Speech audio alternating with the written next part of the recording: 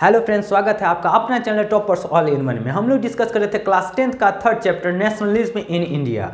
Nationalism in India class 10th का third chapter history का third chapter है, जिसके बारे में हम लोग पिछले 7 पार्ट से डिस्कस करते आ रहे हैं, जिसमें बहुत कुछ हम लोग पढ़ चुके हैं। आज जो डिस्कस करने वाले बहुत ही फेमस महात्मा गांधी के द्वारा किया गया एक बहुत ही पॉपुलर मूवमेंट है, जिसका नाम है द सॉल्ट मार्च, हिंदी में कहा जाता है दांडी मार्च। इसके बारे में हम लोग जानने वाले कि आखिर किस प्रकार से महात्मा गांधी को दांडी मार्च करना पड़ा, इसका क्या रिजल्ट होता है, इसका क्या असर अंग्रेजों पर होता है, तो इसके बारे में जानने वाले हैं। अगर आप इस चैनल पर नए हैं तो सबसे पहले इस चैनल को सब्सक्राइब कीजिए और बेल आइकन को जरूर क्लिक कीजिए, जिससे आने वाला वीडियो सबसे पहले आप तक पहुंचे। इससे पहले 7 पार्ट अपलोड कर दिया गया है, अगर आप उसे नहीं देखे तो एक बार जरूर उसको देखिए। ये 8th पार्ट है, जिसमें हम लोग समझने वाले हैं दांडी मार्च के बारे में। तो चलिए शुरू करते हैं कि आखिर क्या था दांडी मार्च, इसके बारे में जानते हैं।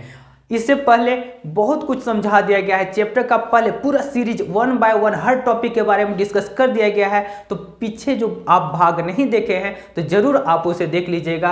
अब हम लोग देखने वाले हैं कि दांडी मार्च और सॉल्ट मार्च में आखिर ऐसा क्या होता है, महात्मा गांधी को ये ऐसा क्यों करना पड़ता है, तो इसके बारे में हम लोग डिस्कस करेंगे। तो चलिए शुरू करते हैं।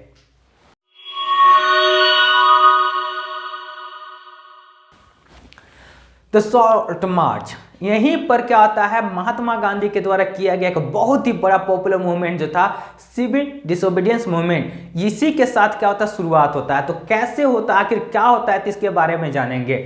जहां तक हम लोग पढ़ चुके थे first round table conference. Round table conference आखिर क्या होता है, तो ज़्यादा कुछ नहीं, दिमाग ज़्यादा नहीं लगाना है, खाली अंग्रेजी में भांज दिया गया है कि राउंड टेबल कॉन्फ्रेंस। गोल एगो मेज रहता, मतलब टेबल रहता, गोल रहेगा और चारों तरफ आदमी लोग बैठा हुआ रहेगा, डिस्कस करेगा, बातचीत करेगा, उसी को कहता है round table conference. Round table conference करने का मेन मकसद ये होता है ना, देखिए एक क्या होता है, चरखू टोला होता है, रेक्टेंगुलर होता है या स्क्वायर होता है, एक होता है राउंड। इसमें क्या होता है कि जो हेड रहता है इधर बैठा हुआ रहता है, ठीक है, या तो इधर बैठा हुआ रहेगा, ये होता है हेड जो रहेगा, और बाकी लोग जो रहते हैं इधर बैठे हुए रहते हैं, ठीक है। लेकिन राउंड टेबल कहने का मतलब क्या होता है, सब कोई एक दूसरे के सामने बैठे हुए रहते हैं, और इसका कहने का मतलब ये है कि सभी का यहाँ पर उतना ही ज़्यादा वैल्यू है, कोई ऊंचा नीचा, कोई बड़ा छोटा नहीं है, वही एक ही वैल्यू है। तो इसका कहने का मतलब ये था, इसलिए राउंड टेबल कॉन्फ्रेंस। तो क्या होता है, इरविन जो था 3 बार राउंड टेबल कॉन्फ्रेंस कराया गया था, मतलब क्या होता है 3 बार ऐसा हुआ था, इंग्लैंड में हुआ था। तो आखिर क्या है, तो चैप्टर में नहीं दिया गया है, तो इसके बारे में ज़्यादा हम लोग डिस्कस नहीं करेंगे। मेन टॉपिक पर आते हैं, मेन मुद्दा पर आते हैं कि आखिर किताब में ऐसा क्या दिया गया है जो हम लोग को जानना है, एग्जाम जिससे क्वेश्चन पूछा जाएगा उसके बारे में जानना है। अब इसके अलावा अगर आप ज़्यादा जानना चाहते हैं तो आप कमेंट बॉक्स में ज़रूर मैसेज कीजिएगा कि आखिर राउंड टेबल कॉन्फ्रेंस क्या था, तो उसके बारे में एक अलग से एक स्पेशल वीडियो बना करके आपको बिल्कुल अच्छे से समझा दिया जाएगा कि आखिर राउंड टेबल कॉन्फ्रेंस क्या था। अभी हम लोग बिल्कुल सिलेबस के अनुसार से चलते आ रहे हैं कि आखिर क्या है। तो यहाँ पर देखते हैं सबसे पहले, तो इस टॉपिक में देखिए शुरुआत होता है, महात्मा गांधी लिखते हैं लेटर। अब लेटर किसको लिखते हैं, गलत मत सोचिए, इरविन को लिखते हैं, ठीक है। तो अब बुढ़ा गए था, दूसरा जगह कहाँ लिखेंगे, ठीक है। तो क्या होता है, इरविन को क्या करते हैं, लेटर लिखते हैं, उसमें 11 को डिमांड करते हैं, ठीक है। कितना डिमांड था, 11 डिमांड करते हैं इरविन से कि देखो बाबू ये सब हो जाना चाहिए, ये सब डिमांड है। और इसमें भी क्या दे देते हैं, अल्टीमेटम दे देते हैं, मतलब बोल देते हैं कि 11 तारीख तक सब पूरा कर देना, नहीं तो कुछ गलत परिणाम हो जाएगा, यानी कुछ बहुत ही बड़ा कुछ होने वाला है। तो क्या आखिर से 11 पर ये डिमांड था महात्मा गांधी का, जो लेटर लिखे थे, और इतना क्या होता है, धमका भी दिए थे कि क्या होता है 11 तारीख तक तुम लोग को मानना पड़ेगा, नहीं मानेगा तो फिर इसका गलत रिजल्ट निकलेगा। तो क्या होता है, तो देखिए ये क्या होता है, 31 जुलाई 1930 में महात्मा गांधी जो रहते हैं इरविन को क्या करते हैं, लेटर लिखते हैं, और लेटर लिखने करके क्या होता है, 11 को डिमांड करते हैं, जिसमें कुछ कुछ दिया गया है, आपको स्पेशली ऐसी बता देते हैं। देखिए सबसे पहला क्या बोलते हैं ना, महात्मा गांधी का पहला डिमांड था कि जो दारू पी के खाली घूमते रहता ना, तो दारू पर रोक लगाई, सबसे पहला बात। दूसरा क्या बोला गया था कि जो नमक है, नमक पर टैक्स लगा के रखे हैं, नमक पर भी टैक्स लगा के आप लोग रखें, नमक पर टैक्स हटा दीजिए। तीसरा में ये भी था कि क्या होता है, जो विदेश से जो सामान जो आता है यहाँ पर जो बेचा जाता है, इंपोर्ट, ठीक है, तो इंपोर्ट पर टैक्स लगना चाहिए। तो डायरेक्ट क्या होता है कि नहीं, विदेश से सामान नहीं आना चाहिए, कपड़ा वपड़ा नहीं होना चाहिए, यहाँ पर बनाइए, यहीं पर बेचिए। ये था तीसरा डिमांड। चौथा डिमांड क्या था कि क्या होता है जो जहाज जो रहता है, सी पोर्ट जो रहता है, भारत का जहाज है उसी का उपयोग होना चाहिए। तो इसी प्रकार से इस ऐसा डिमांड 11 गो डिमांड था। मेन जो यहाँ पर डिमांड जो था क्या था कि नमक पर टैक्स नहीं लगना चाहिए, और नमक पर ही ज़्यादा जोर दे दिए थे महात्मा गांधी। थोड़ा बुद्धि लगाए थे महात्मा गांधी, बोलिए कैसे। अब देखिए क्या होता है, अगर बिजनेस का बात किया जाए कि नहीं, सब कपड़ा वपड़ा का बात किया जाए कि नहीं, विदेश से क्या होता है उस पर रोक लगा देना चाहिए, तो इससे किसको फायदा हो रहा था? बिजनेस करने वाले, जो बनाने वाले थे, कपड़ा बनाने वाले थे, उन लोग का फायदा हो रहा था। लेकिन ज़्यादा जोर दिए थे नमकवा पर। अब नमक पर ज़्यादा जोर कैसे दिए थे और कैसे ज़्यादा बुद्धि लगाए थे, तो आप लोग सोचिए। नमक एक ऐसा चीज़ है जो गरीब से गरीब आदमी और अमीर से अमीर आदमी सब कोई खाता है, और इसीलिए नमक पर थोड़ा ज़्यादा तुल दे दिए थे वो, कि नमक पे क्या होता है, अगर इस पर हम पकड़ेंगे, ऐसा चीज़ को पकड़ेंगे कि अगर जिसमें सभी लोग, ज़्यादा से ज़्यादा लोग उसमें आता हो, ठीक है, सभी ग्रुप के लोग आता हो, चाहे अमीर हो चाहे गरीब, चाहे हिंदू हो चाहे मुसलमान, चाहे कोई भी आदमी हो, सब कोई नमक खाता है, इसलिए नमक पर ज़्यादा जोर दिए थे। तो ऐसे ही महात्मा गांधी जो थे 11 गो डिमांड किए थे, मांग किए थे। तो इसके बारे में क्या होता है, जब बोला गया था और अल्टीमेटम भी दे दिया गया था कि क्या होता है कि 11 मार्च तक तुम लोग मान लेना बाबू लोग, नहीं तो फिर क्या होता है, क्या हो जाएगा, सीडीएम की ओर हम लोग बढ़ेंगे। अब बोलेगा सीडीएम क्या है, तो सिविल डिसोबीडियंस मूवमेंट। क्या है, तो सिविल डिसोबीडियंस मूवमेंट है। तो अब इसके ओर हम लोग बढ़ेंगे। इसके ओर कहने का मतलब कहता है फिर से आंदोलन करेंगे। याद है ना नॉन कोऑपरेशन मूवमेंट कैसे किए थे, पूरा हवा टाइट हो गया था, जो बिजनेस था पूरा चौपट कर दिए थे। तो इस प्रकार से उससे भी भयानक करने वाले हैं। किसको धमका देते हैं, गांधी जी लेटर लिख करके धमका देते कि 11 तारीख का अल्टीमेटम भी देते कि 11 तारीख तक मांग पूरा हो जाना चाहिए। लेकिन क्या होता है, इरविन जो था उतना ही टेढ़ा आदमी था, ठीक है। अब वो क्या बोलता है कि हम नहीं मानेंगे, तुमको जो करना है कर लो, ठीक है। अब क्या होता है, यहाँ कांग्रेस वाले नेता को ऐसे बोल देते हैं कि हम तो नहीं मानने वाले हैं। तो इधर भी इन लोग क्या करते हैं, महात्मा गांधी जो रहते हैं पूरा तैयार हो जाते हैं कि नहीं मानता, तुमको दिखाते हैं, ठीक है। तो अब क्या करते हैं, तो इसके बारे में अब हम लोग आगे समझेंगे कि किस प्रकार से महात्मा गांधी जो रहते हैं दांडी मार्च शुरू करते हैं, तो इसके बारे में जानेंगे। अगर आपको ये सेशन बहुत ही अच्छा लग रहा होगा, इंटरेस्टिंग लग रहा होगा, अच्छा समझ में आ रहा होगा, तो जरूर ये लाइक कीजिए और साथ ही अपने दोस्तों के साथ शेयर भी कीजिए। अगर आप इस चैनल पर नए हैं तो सब्सक्राइब कीजिए और बेल आइकन को जरूर दबाइए, जिससे आने वाला वीडियो इसी प्रकार से बहुत ही इंटरेस्टिंग, बहुत ही मजेदार तरीके से जो आपको बताया जा रहा है आप तक सबसे पहले पहुंच सके।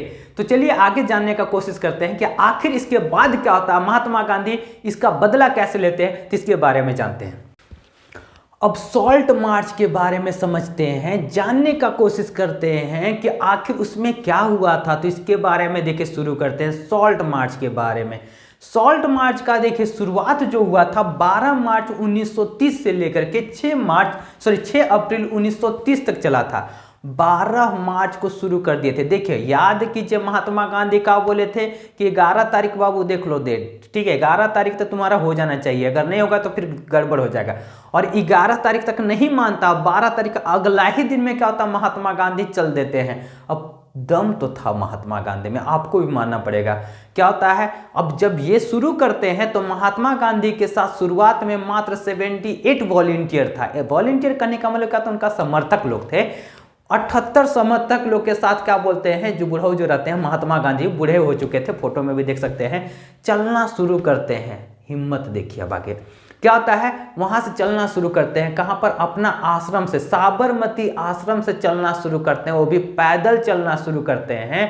और उसके साथ क्या, उनके साथ क्या रहता है, 78 लोग रहते हैं। और क्या होता है, 24 दिन तक ये चलते हैं, हर दिन 10 किलोमीटर चलते हैं। और आखिरकार 10 किलोमीटर ने 10 माइल, 10 माइल बराबर कितना होता है, 1 माइल में कितना होता है, 1.6 किलोमीटर होता है। तो 10 माइल में कितना होगा, लगभग 16 किलोमीटर। तो अब सोचिए क्या होता है, टोटल डिस्टेंस इन लोग कवर करते हैं 240 माइल डिस्टेंस कवर करते हैं। 240 माइल हर रोज इतना दिन चलते हैं, सोच के देखिए। अब बोलते हैं कि महात्मा गांधी किए क्या थे। अब आपको समझ में आ रहा होगा कि महात्मा गांधी क्या क्या किए थे, क्यों राष्ट्रपिता हैं, अब समझ में आ रहा होगा।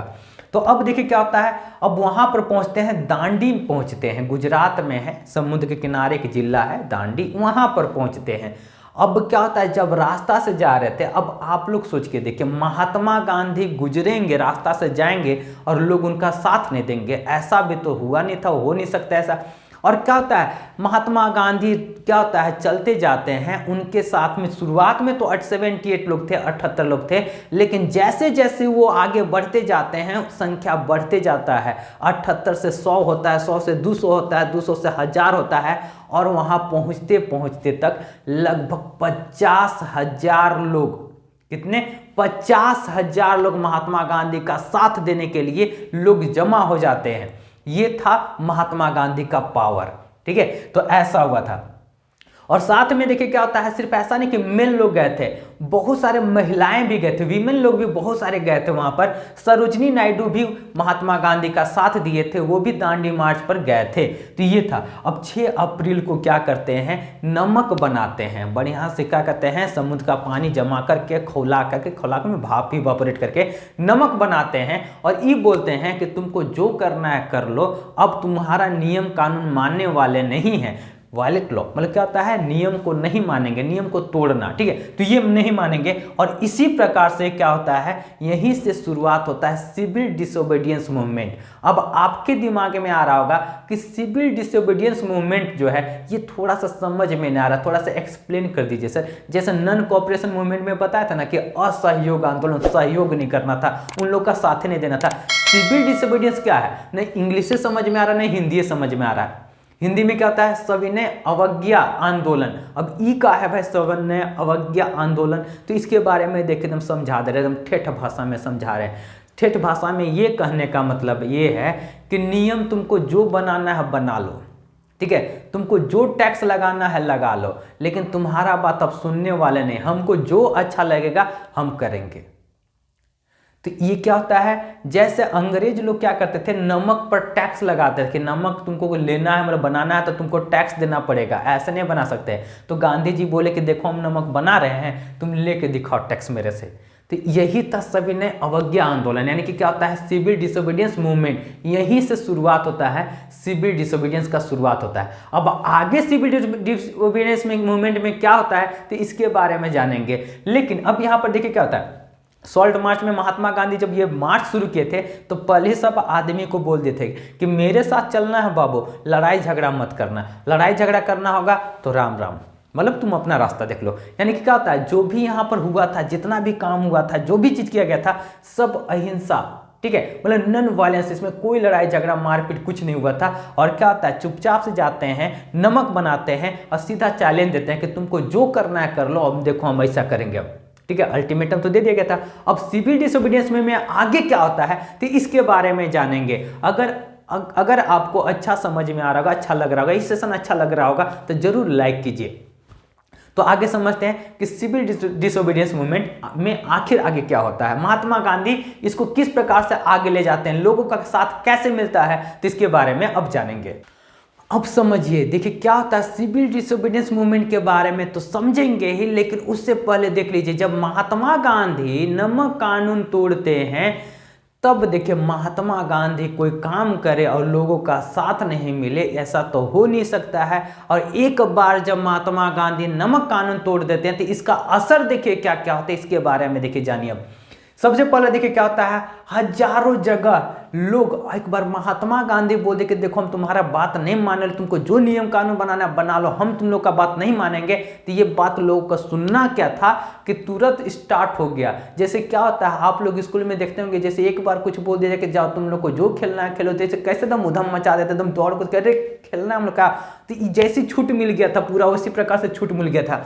तो इसमें क्या होता है, महात्मा गांधी जब बोल देते हैं कि नहीं आप लोग कर सकते हैं, तो अब देखिए हजारों जगह जो रहता है लोग क्या होता है नमक कानून बनाते हैं, हद तो तब कर देते हैं यहाँ के लोग। अब आपको भी सुन करके बड़ा मजा आएगा कि यहाँ तो हद तो तब कर देते हैं कि यहाँ के आदमी लोग सिर्फ क्या होता है बनाता, नमक बनाता नहीं है, सरकारी जहाँ पर सॉल्ट का फैक्ट्री था ना, सॉल्ट का फैक्ट्री जो सरकारी फैक्ट्री जो था उसके सामने खड़ा हो करके बड़े आराम से नमक बनाता कि देखो हम बना रहे हैं, तुम देखो तुमको जो करना है कर लो, देखो बना रहे हैं यहाँ पर बना रहे हैं। तो क्या होता है, सॉल्ट क्या होता है, गवर्नमेंट जो सॉल्ट फैक्ट्री था उसके सामने बनाता है, ठीक है, ये होता है हिम्मत दिखाते हैं यहाँ के लोग। अब यहाँ पर क्या होता है, और कपड़ा जो रहता है, विदेशी कपड़ा जो रहता है, अंग्रेज वाला जो कपड़ा रहता है ब्रिटेन से जो आता था, उसका बहिष्कार कर देते हैं कि हमको उसका पहनना नहीं है। महात्मा गांधी ऐसे भी क्या होता है, धोती और एगो क्या होता है गमछा ओढ़ के चलते थे, व्हाइट वाला गमछा ओढ़ के चलते थे। तो इन लोग भी बोलते थे कि देखो हम ऐसे चल लेंगे लेकिन तुम्हारा कपड़ा नहीं पहनेंगे, तुमको जैसा रखना रख लो अपना कपड़ा, ठीक है, वैसे ही रह लेंगे, भले हम क्या होता है मतलब धोती पहन के गुजार लेंगे, लेकिन अंग्रेज का जो कपड़ा, ब्रिटेन से जो बनाया हुआ जो कपड़ा, जो मशीन से बनाया हुआ जो कपड़ा जो आता था, उसका उपयोग नहीं करेंगे, यहाँ के लोगों का करना था। अब यहाँ पर देखिए क्या होता है, जहाँ भी शराब का दुकान था, शराब का दुकान पर बहुत ज़्यादा टैक्स, उसको क्या था पूरा एकदम तोड़ फोड़ कर दिया जाता है, ठीक है, उसको हटा दिया जाता है। अब यहाँ क्या होता है, पीजेंट्स लोग जो रहते थे, किसान लोग जो रहते हैं, टैक्स देने से मना कर देते हैं, बोलते हैं कि हमको टैक्स देना ही ना, काची का टैक्स भाई, ठीक है, तुम टैक्स लगा हम देवे नहीं करेंगे, लेना ले लो, ठीक है। तो ये क्या होता है, ये टैक्स देना बना कर देते हैं। चौकीदारी टैक्स लगता था, चौकीदारी टैक्स मतलब क्या होता है, पुलिस को टैक्स देता था कि देखभाल चोरी डकैती नहीं होगा, तो चौकीदारी टैक्स लगता था, तो चौकीदारी टैक्स देना मना कर देते हैं, यहाँ के लोग देने से मना कर देते हैं।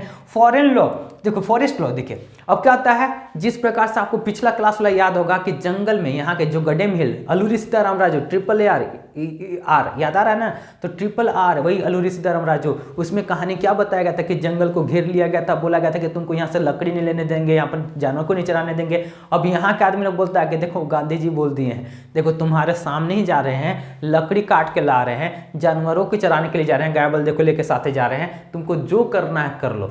तो ये क्या होता है, यहाँ के लोग इस प्रकार से करते हैं। और भी पॉइंट था जो कि क्या था, मेन पॉइंट यहाँ पर मेंशन कर दिया गया था। अब ये सब क्या होता है, जब इस प्रकार से होना शुरू होता है तो अंग्रेज लोग का क्या होता है, पसीना गिरना शुरू हो गया था कि ई क्या कर दिए हम लोग, 11 गो नहीं मांगा गया था ना, तो महात्मा गांधी तो अल्टीमेटम धमकी तो दे दिए थे कि देख लो बाबू लोग, तुम लोग सोच समझ लो कि नहीं तो फिर हम चलेंगे तो फिर जान ही रखा होगा।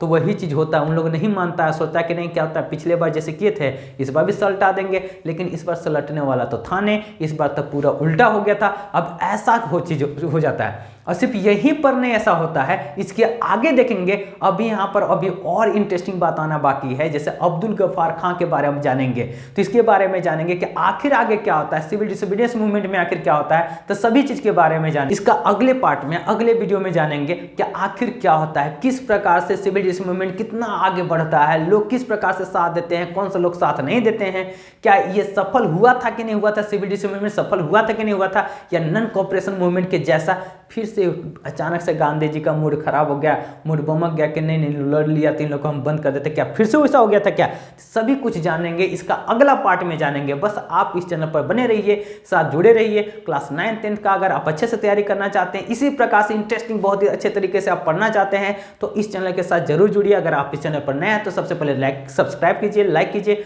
और बेल आइकन को जरूर क्लिक कीजिए, जो आने वाले वीडियो सबसे पहले आप तक पहुंच सके। तब तक मिलते हैं अगले पार्ट में, अगले वीडियो में, एक बहुत ही शानदार सेशन में। तब तक के लिए ओके, बाय बाय।